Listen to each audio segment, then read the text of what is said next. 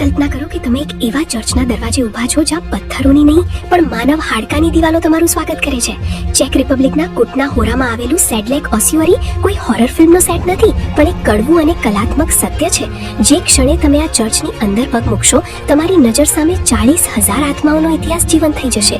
છત પર લટકતું વિશાળ ઝુમ્મર હોય કે દિવાલો પરની સજાવટ, અહીં જે કંઈ પણ છે તે હાડકાં અને ખોપડીઓમાંથી બનેલું છે, જે જોઈને ભલભલાના રૂવાડા ઊભા થઈ જાય.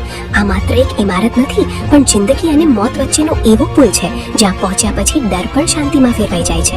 આ અનોખા ચર્ચની કહાની 13મી સદીમાં પવિત્ર ભૂમિ યરુશલેમની માટી અહીં લાવવાથી શરૂ થઈ હતી, જેના કારણે હજારો લોકોએ અહીં દફન થવાની ઈચ્છા વ્યક્ત કરી હતી. 15મી સદીમાં જ્યારે કબ્રસ્તાન ભરાઈ ગયું, ત્યારે હાડકાની ચર્ચના નીચેના ભાગમાં ખસેડાયા હતા અને વર્ષ 1870માં ફ્રાન્તિશેક રેન્ટ નામના કલાકારે આ હાડકાને કલાત્મક રીતે ગોઠવીને આખા ચર્ચની કાયાપલટ કરી દીધી હતી, જે મુલાકાતીઓને ડરને બદલે એક અદ્ભુત શાંતિ અને આધ્યાત્મિકતાનો અનુભવ કરાવે છે.